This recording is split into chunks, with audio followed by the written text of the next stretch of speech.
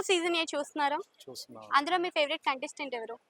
మా favourite contestant Vishnupriya. Vishnupriya. ఎందుకు ఆ. విష్ణుప్రియ? ఆమె జర మంచిగా ఆడుతుంది. హ్మ్. తెలంగాణ అమ్మాయి.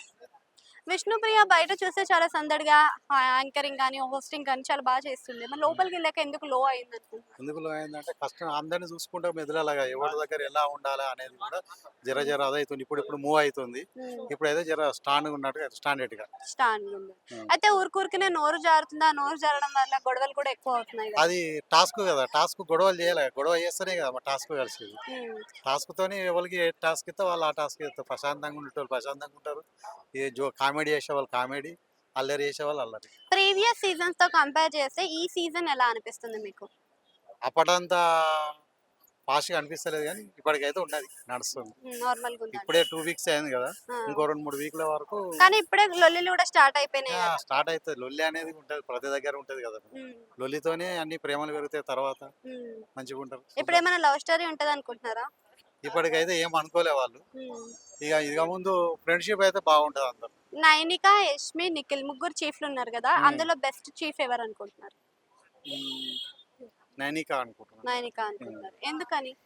ఇక ఆమె ప్రవర్తన వేరే ఉంటుంది. హ్మ్. ఆమె టాస్క్‌లు మంచిగా ఆడుతుందా మరి? ఇప్పటికైతే మంచిగానే ఆడుతుంది. సీత కూడా కొంచెం అగ్రెసివ్‌గా ఉంటుంది కదా! సో, అలా అగ్రెసివ్‌గా ఆడితే విన్ అవుతదంటారా మరి? ఇక వాళ్ళ టాస్క్ ఎట్లా ఇస్తే అట్లా చేయబోతుంటారు సీత హ్మ్. అని.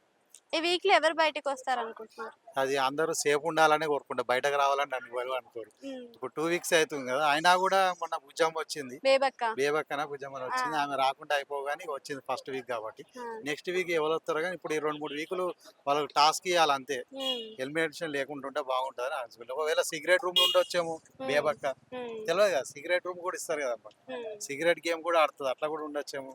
అంటే ఈసారి వైల్డ్ కార్డ్ ఎంట్రీ ఇస్తారు అని అంటున్నారు. పాత కంటెస్టెంట్లు ఎవరైనా ఉమ్. వస్తారని. మరి వైల్డ్ కార్డ్ ఎంట్రీ ఇస్తే పాత కంటెస్టెంట్లు ఎవరు వస్తారనుకుంటున్నారు? వస్తే రాహుల్ వస్తాడని అనుకుంటున్నాను. రాహుల్ వస్తాయి అనుకుంటున్నారా?